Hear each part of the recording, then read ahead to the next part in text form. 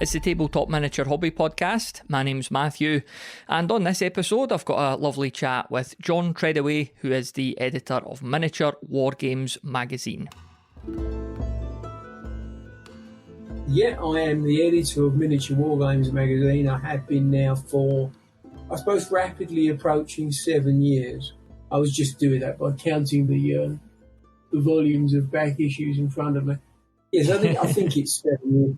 I think I started at issue 403, and I'm working on issue 477.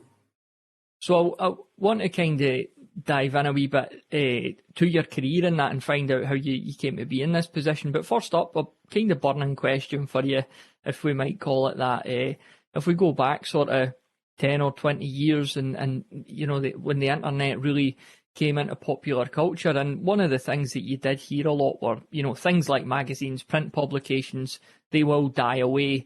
And when we look now at certain magazines, you know, there's really a period of niche magazines thriving. Why do you think the print publication is still very much a thing in certain circles? I think there's a number of reasons for that. And I think it depends on the audience. And I think it depends on the subject matter. I mean, I've now been writing for print magazines for 40-something years. I mean, wargaming print magazines and stuff.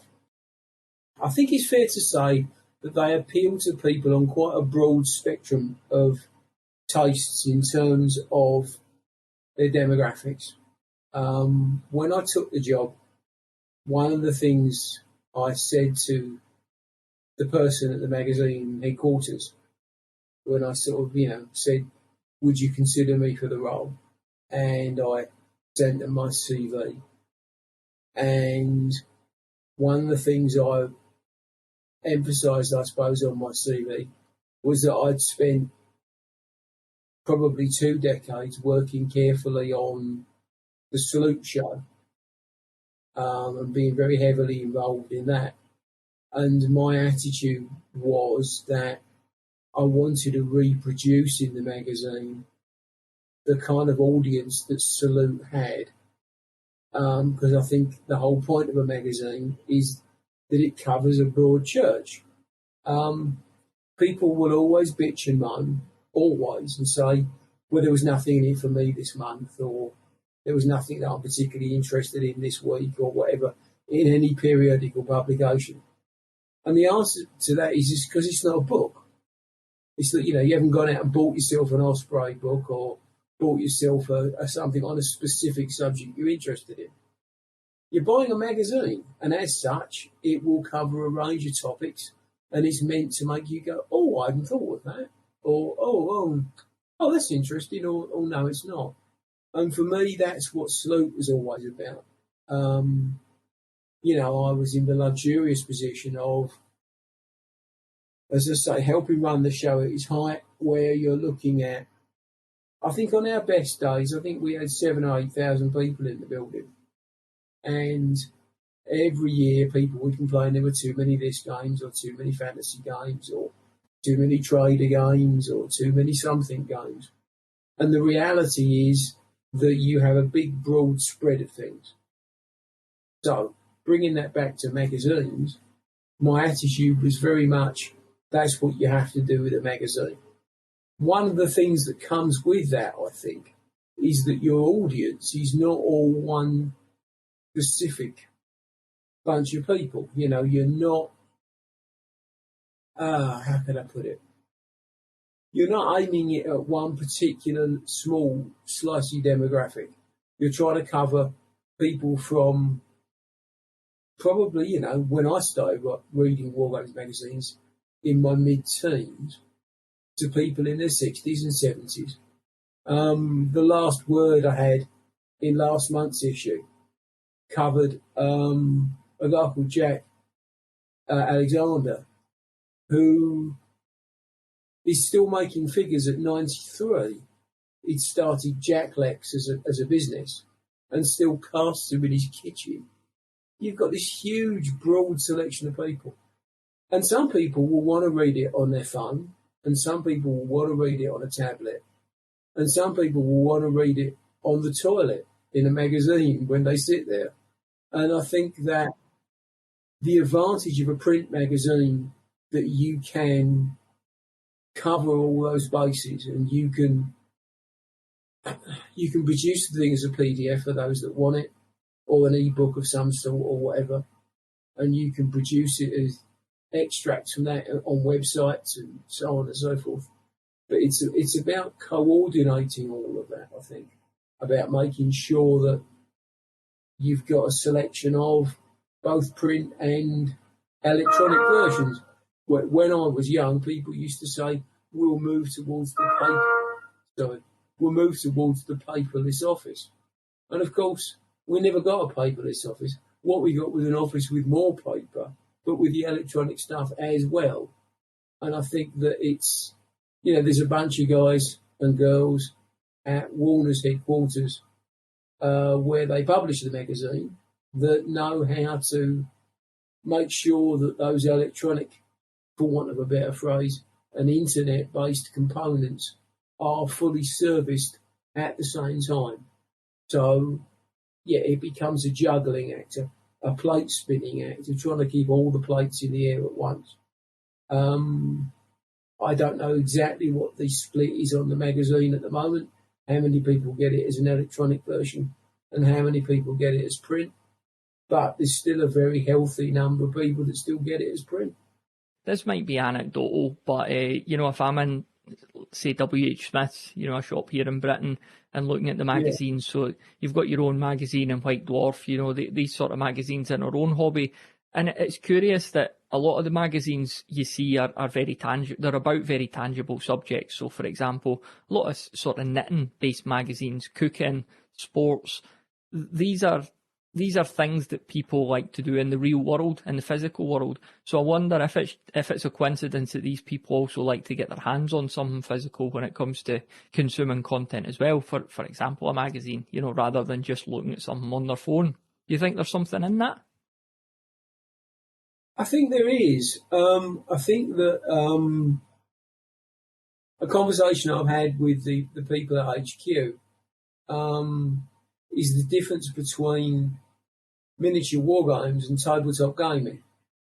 Tabletop gaming is first and foremost a board gaming magazine that strays occasionally into miniatures. And I was explaining to somebody that every wargamer I know, without exception, plays board games. Maybe it's too much effort one night to get the toys out. Maybe they're just short of time, and getting a board game out, you can get some stuff out and put it on the table, and that's great.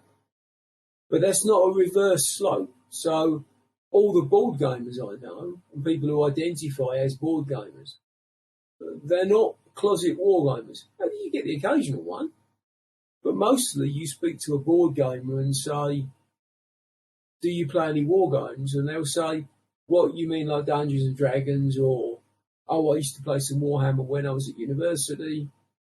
And mostly what they're not interested in is the crafting element. Every wargamer I know, when they get a board game out, their first question is to look at it and think, how can I make this more crafty? How can I build something to do this with? How can I reproduce this and paint all the figures? It's that kind of element. And so I think that the desire to craft and build scenery and paint miniatures is fundamental to wargaming in a way it isn't to say board gaming. And you're not just consuming product. You're not reading a copy of, I don't know. If you go into WH Smith's and you buy a copy of Stuff or something, and you're looking at the latest phones or the latest whatever, computers and laptops and things, you're not doing anything. You're using it as a catalogue, and you're reading reviews, and you're experiencing, I suppose, vicariously buying things that you maybe are or maybe not going to buy, but you're not actually doing anything. So you can read that on your phone. But I think that people who like to build things and like to paint things, like, as you said, they have a physical component. In the real world, it would be, as you say, knitting or gardening. But in certainly gaming world, it's the desire to craft scenery. You know, one of the joys I used to have going to shows was going around and just looking at the things people had constructed. And I think it's not unique for wargaming. It's the same, I would guess, for model railways and stuff like that. But it's an interesting thing that with model railways, you tend to build things and then the trains go round and round. But with the wargaming, there's social interaction. There's arguments. There's going through scenarios. There's all the other elements as well. So I think that probably has something to do with it, but I don't know. You touched on your sister publication there. It's tabletop gaming, isn't it? That's what it's called. Yeah, the other magazine. So, what magazine came first then? Well, Miniature Wargames has existed for 477 issues. That's existed since it was started by the now late Duncan McFarlane in the I'm guessing 1970s, the late 1970s. Certainly no earlier than the early 1980s. Yeah, maybe early 80s. And that's passed through several publishers and several editors to get to the position it's in now. Warner's started tabletop gaming around the same time as they effectively bought Miniature Wargames from the previous publisher. So I think tabletop gaming as a magazine is probably only 8 years old, 7 or 8 years old, I would think. Do you have anything to do with that on a work basis, or are you exclusively with miniature board games? I have enough to do with just miniature war games. Also, I mean, I'm actually, technically speaking, a freelancer. I mean, I've been in the job 8 years, 7 years, whatever, but technically speaking, I'm still a freelancer. And have been a freelancer for all the writing I've ever done. So how did you get started in writing then? And was that immediately writing within the hobby, or did you write in another medium and then be able to merge that with your hobby to make the career that you've got today? Well, I started writing for a magazine called Military Modelling, which I'm not sure still exists. I'd have to check. But certainly in my youth was, for a time at least, the only magazine that covered anything to do with wargaming as a hobby. The publishers originally had a second title called Battle for Wargamers, but that only lasted a couple of years because he couldn't get the advertising. And so it folded, and some of those components were folded into military modelling. So in the early 80s, Military Modelling was a magazine that mostly dealt with painting static figures in a very nice, professional, slick kind of way, and had a couple of columns in it that were wargaming orientated, that were usually begrudged by the fine figure modelers because they saw it as an extra input into their magazine. And somehow, via a connection that I now genuinely cannot remember because it's over 40 years ago, I was contacted to write something for a fantasy article. I think they were doing a Christmas special of some sort. And back in the days of typewriters, I delivered and did this a couple of times. And obviously then, you get a reputation of being asked to do something and then being able to deliver it. And one of the things I've always prided myself on is if I say I'm going to do something, I'll do it. And so anyway, they had a column in military modelling, which the guy who was the columnist in it said, I'm going to stop doing this. And I wrote to the editor in the sort of precocious way that 23-year-olds do, and said, I think what you need is a column every month on fantasy wargaming. And he said, yeah, okay, which I was quite surprised by. And I started doing reviews of product. And at that point, Games Workshop were quite new and quite, unheard of. So they got, some promotion out of it and things. And there were, lots of other burgeoning manufacturers starting up. And then after a couple of years of that, they said we're going to actually split off again and do another wargaming magazine called Practical Wargamer, and we're going to move your column into that. And so I said, oh, okay. And all through the 80s through to the early 90s, I wrote for Practical Wargamer, and I was the staff photographer as well.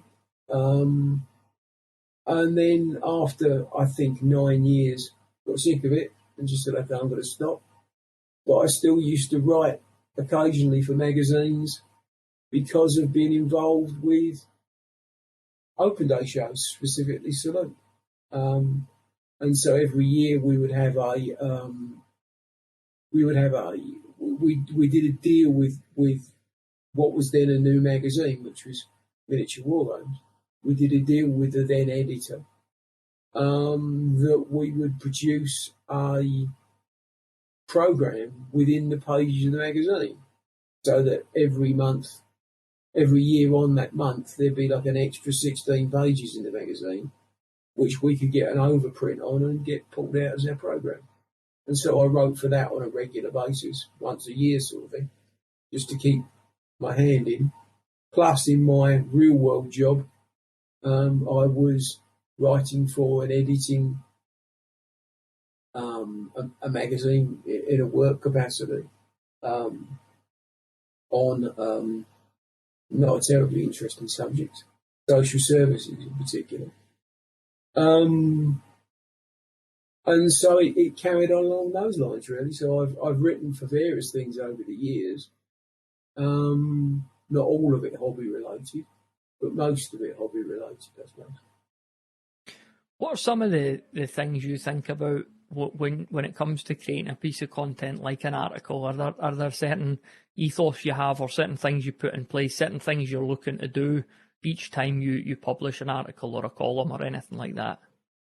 In an ideal world, it has to be something that gives you something to take away and try. It has to be something that's inspiring. It has to be something that's well written. It has to be something that is thoughtful or evocative. But I'd also quite like unicorns and rainbows. So I'm looking for something that is a combination of those as much as possible. I suppose the most important thing for me is that it's well written and well illustrated, and gives people something that they can take away. Everything else is chrome. For example, there's only so many ways you can rewrite certain events of World War II, for example. What we don't need is another article on Market Garden, if you see what I mean. Or, I don't know, another article on perhaps the Little Bighorn, if it was American Plains Indian Wars, because they tend to have been done to death a bit. But if they've got a new wrinkle, they've got a new approach, then that's always interesting. What are some of the frequently heard complaints or gripes that you get, if any? The usual gripes are always there's too much of something I don't like in the magazine. Classically, there's too much fantasy in the magazine. too many gnomes and fairies, which I thought was an interesting phrase. That's an actual quote. It's difficult. When I first started wargaming, it was just on the beginning of the wave of, I suppose, fantasy wargaming. Up until then, certainly people had pretended that they didn't play fantasy wargaming. And when I say pretended, I would argue that all wargaming, unless you're doing some bizarre reproduction of an actual battle, going through it, actually as they fought it, is a fantasy of some sort, because the ending will be different. You know, I remember, just to go off in one direction, whenever I've done various interviews with the press over the years, and, you know, I don't know, I suppose the journalists are always desperately trying to look for a hook question to try and, you know, get something that they're doing. So they'll always ask you questions about what you do, and I always start off with talking about playing with toy soldiers, and they often then say, "I'm surprised you say toy soldiers," to which I say, well, at some point you're going to say toy soldiers, so I figure if I get in first, you can't beat me with it. But they'll ask me questions, and the classic one is, do you ever get to play important battles, or, you know, reproduce battles? And I say, occasionally. Do you get to play the Battle of Waterloo? They say, because it's the only one they can think of, and you say, occasionally. And they say, thinking it's the most cunningest, you know, Blackadder question you can think of, is, does Napoleon get to win? The answer is, it depends how he throws his dice and whether he's any good. But the concept that everything you do is a fantasy, everything you're doing is not real, is hard for, I don't know, some wargamers to get their heads around. And especially if they are players that have been playing purely historical games for a long time.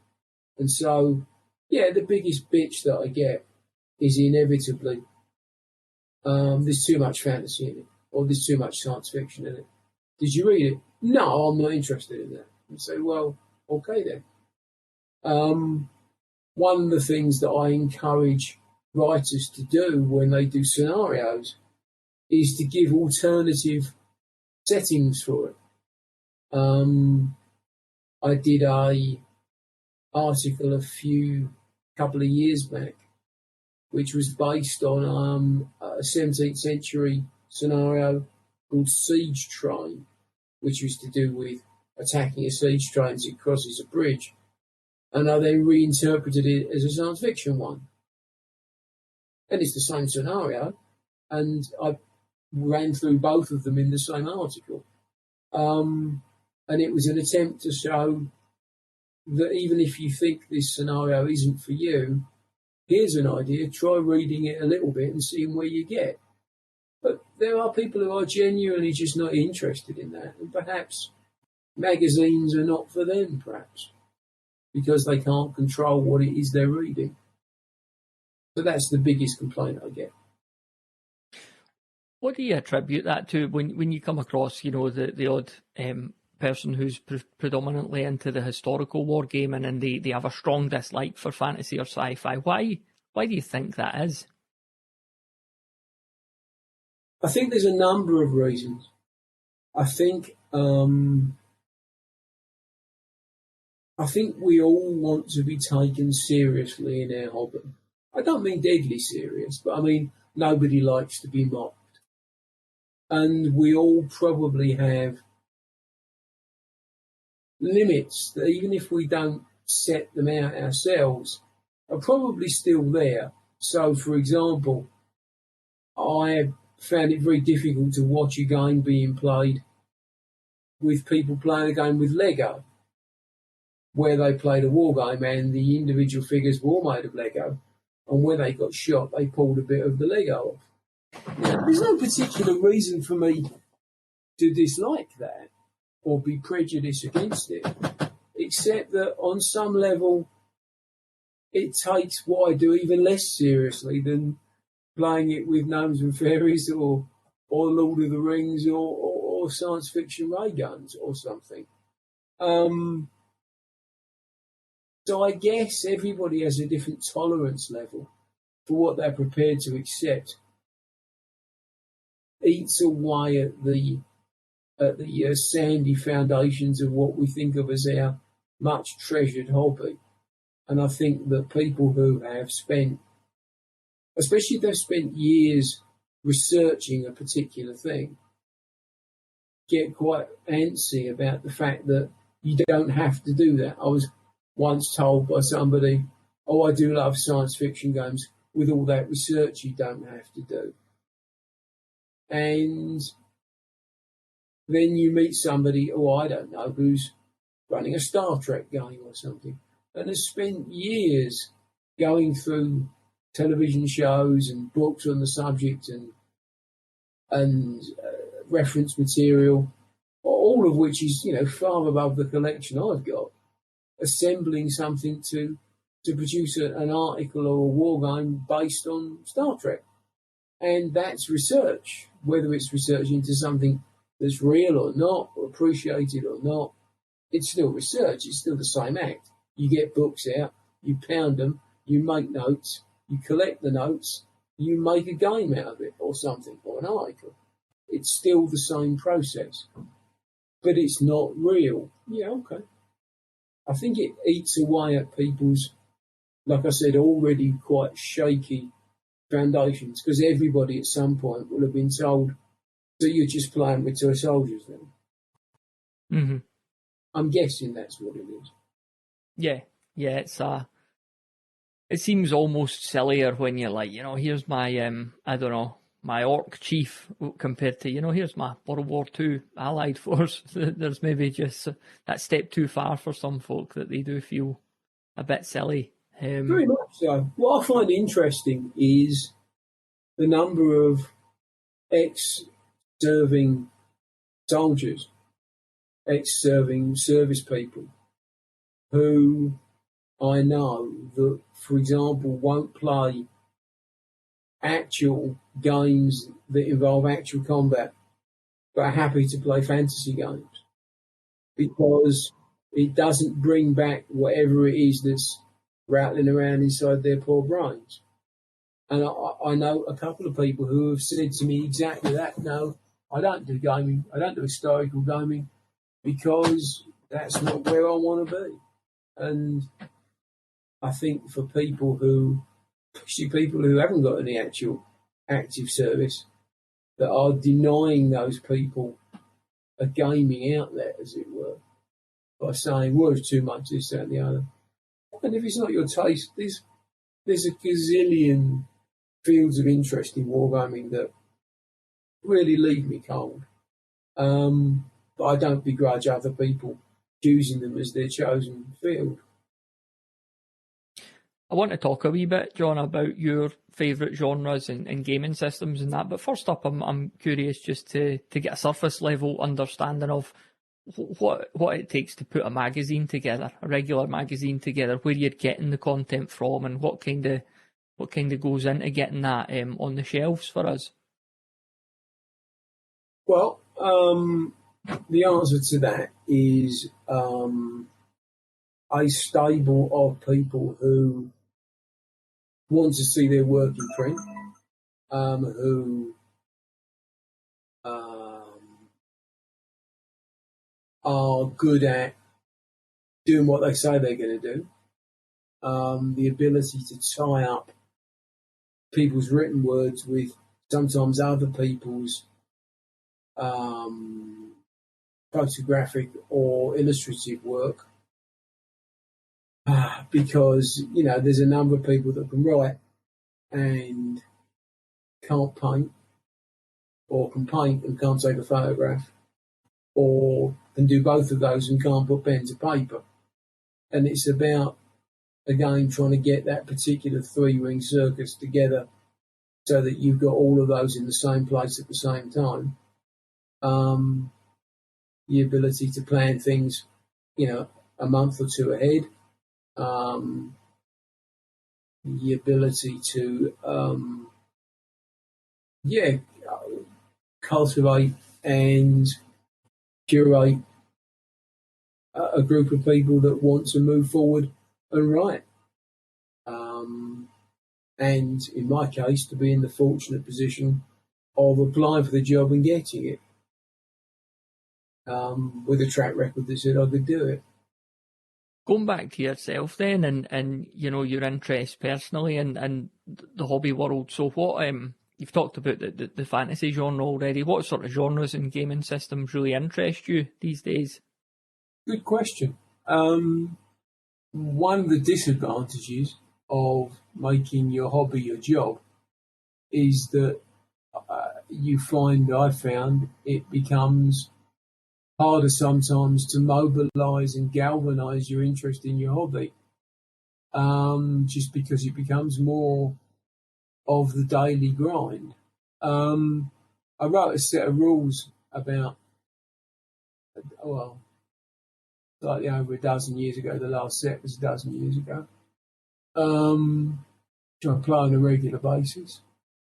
I quite enjoy writing and developing rules rather than necessarily playing other people's, which makes me somewhat of a failure on the commercial front, if you see what I mean, because I'm not necessarily a target audience. But having said that, I think most wargamers I know quite like fiddling with rule sets and trying things out.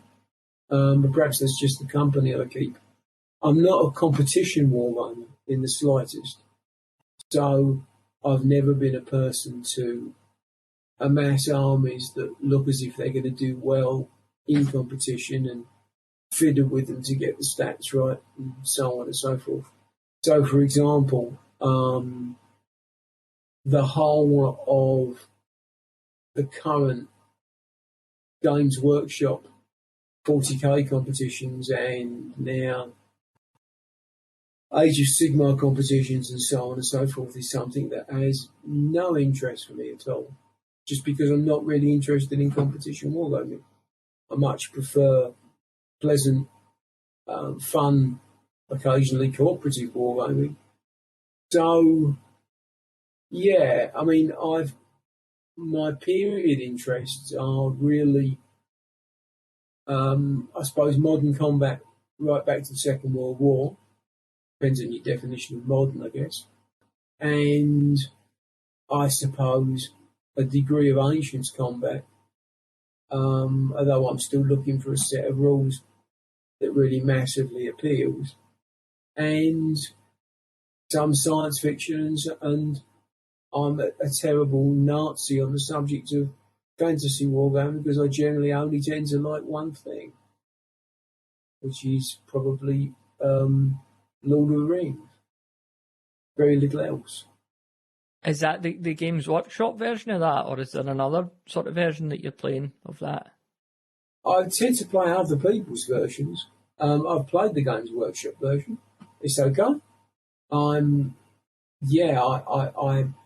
have buggaboos with it. I have similar issues with some of the figures. In the same way, some of them are lovely. Some of the original Perry miniatures, Perry twins sculpts are lovely. But then they were working within the constraints of the film material from 20 years ago, which I'm not a big fan of. But nevertheless, it was always my first love when it came to miniatures for non-historical stuff. In the same way that Ancients was my first love for historical stuff, Ancients and World War II. And I guess I haven't changed much in that respect.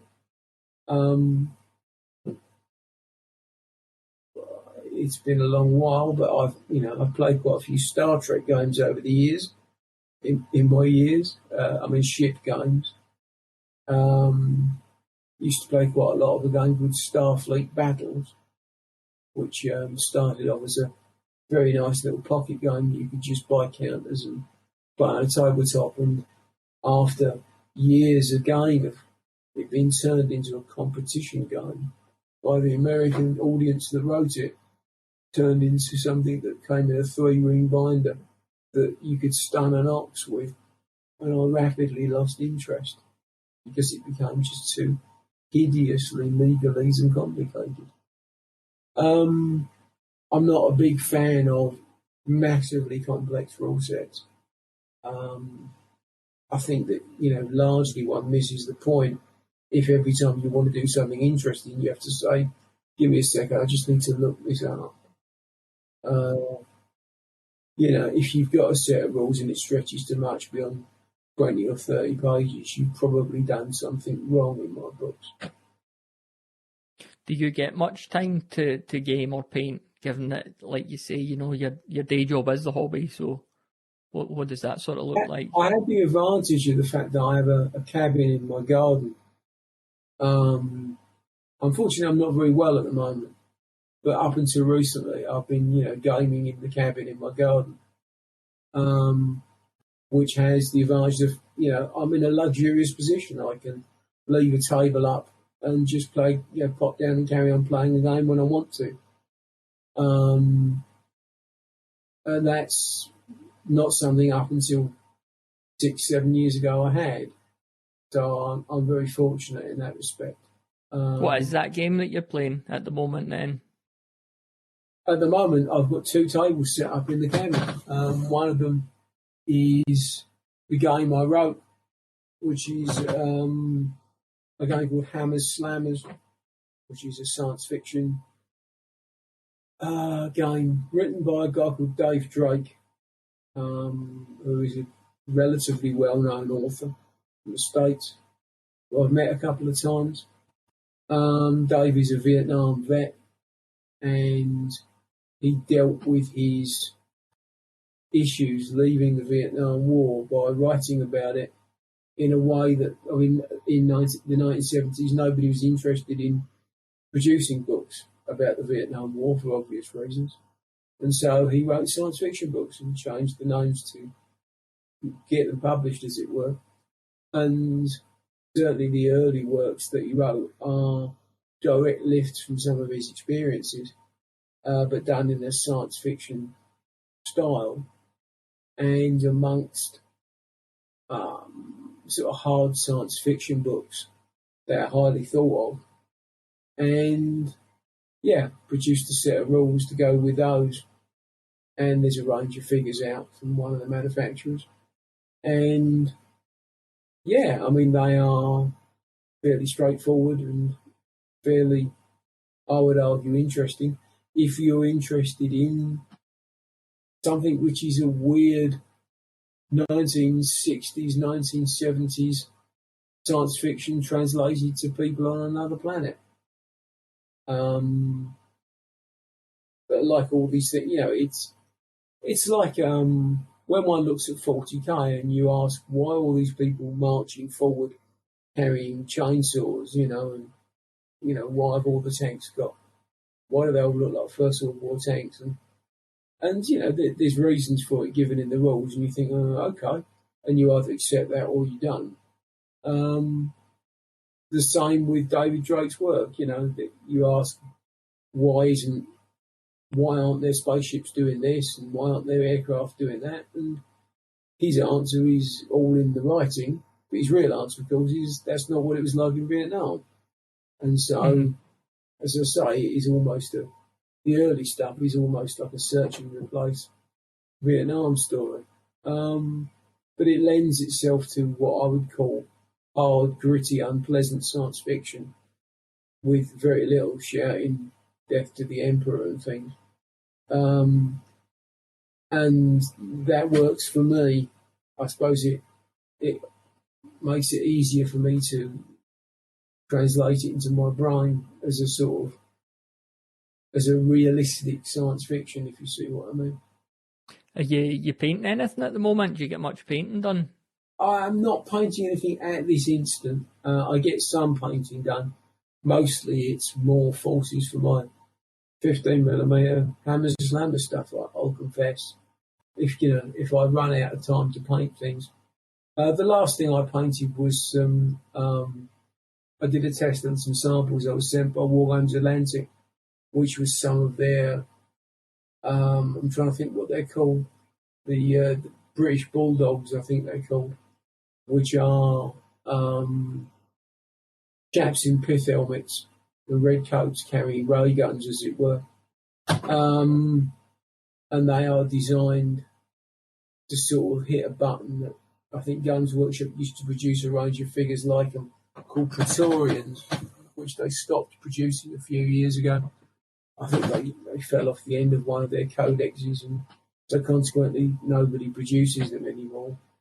And they produced a box of plastics. People can build their own. And I wanted to put some together and try them out. I wanted to try out some of the speed paints from Army Painter as part of a review. And yeah, it was just an opportunity to paint half a dozen figures and try some paint out. Great stuff. Really enjoyed that chat with John. Lovely guy, and a fantastic magazine too. I've been subscribed to it now for I think 4 months. I think I've got about 4 editions through the door, and it's always a nice wee treat when it pops through the door. You know, you're not really expecting it, and you could just sit down with a coffee and dive into all the various diverse articles that are in there. Like John's saying, you know, you're always going to get, that's just the nature of magazines, you'll get the odd thing that you're not overly interested in. I talk a lot about how I'm not overly interested in the historical stuff, but I still find there's value in reading through it, and you know, it's at very least looking at the lovely pictures that accompany these articles too. So thoroughly recommend that Miniature Wargames magazine. Elsewhere in my hobby life, I'm not going to do too much on this, just a brief update on what I've been doing recently. I published a post on the blog at bedroombattlefields.com with pictures of my wolves that I'd finished up for Rangers of Shadow Deep Blood Moon. And touchwood, we're hoping to get a game of that.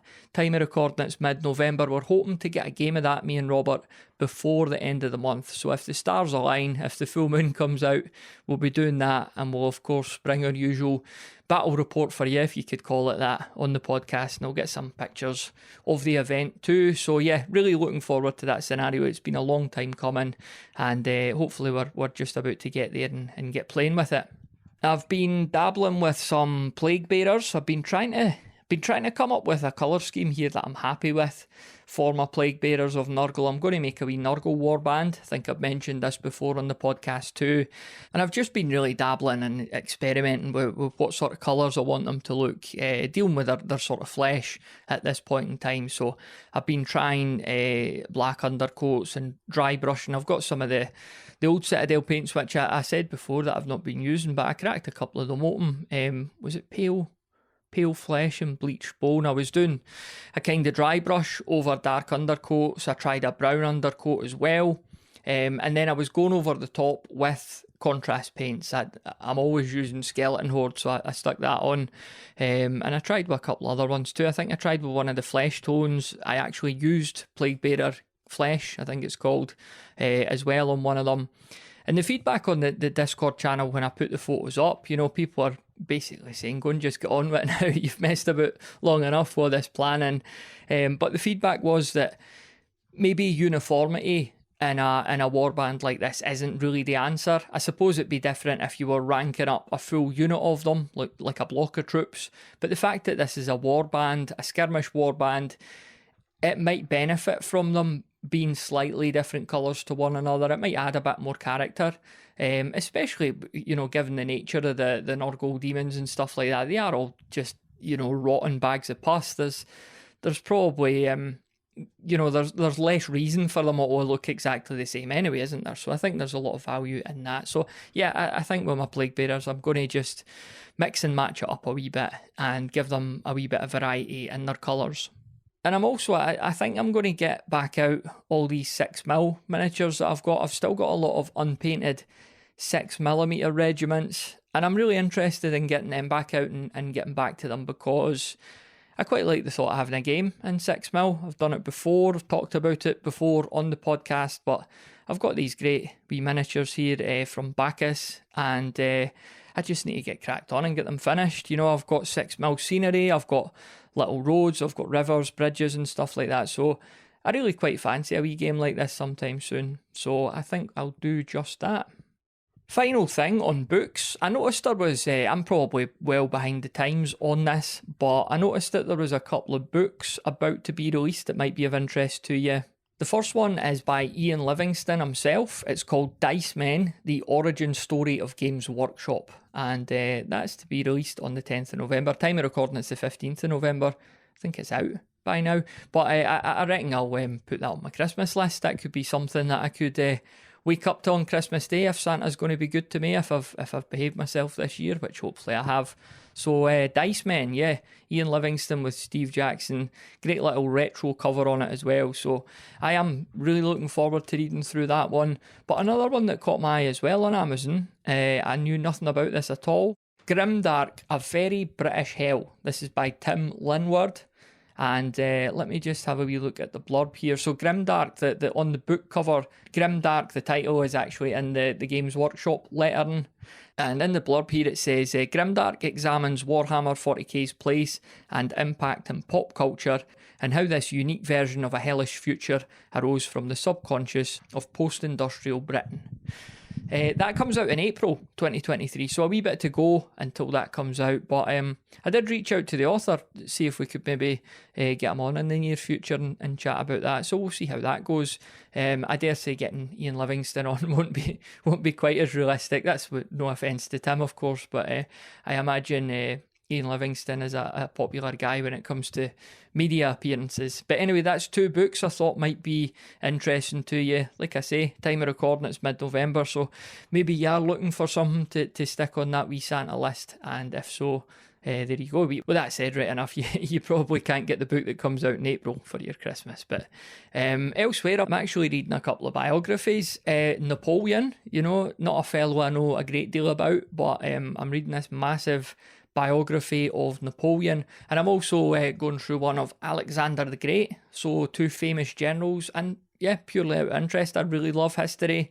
I love to dive into this sort of stuff, and I'm enjoying both of them so far. So I've got one on audiobook. I've got the Napoleon one on audiobook. I'm going through that. It's like 36 hours, so it's going to take me a wee while to finish that one. And Alexander the Great book on him, I've got on my Kindle at the moment as well. So I do a lot of reading. I've always got 3 or 4 books on the go at one time. So yeah, that's what's kind of got my attention at the moment.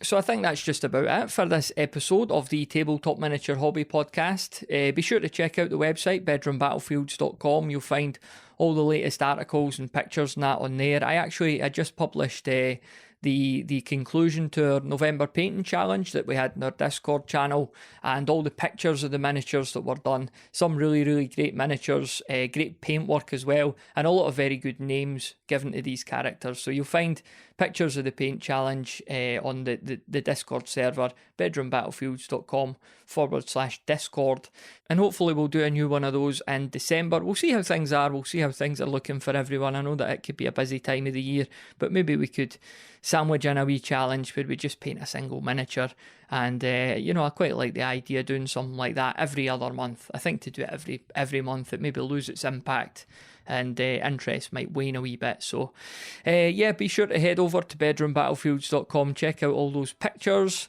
join the Discord server itself, of course, bedroombattlefields.com/Discord, and get yourself a wee subscription to Miniature Wargames magazine whilst you're at it. If you've enjoyed this episode, it is a very good magazine and I thoroughly recommend it.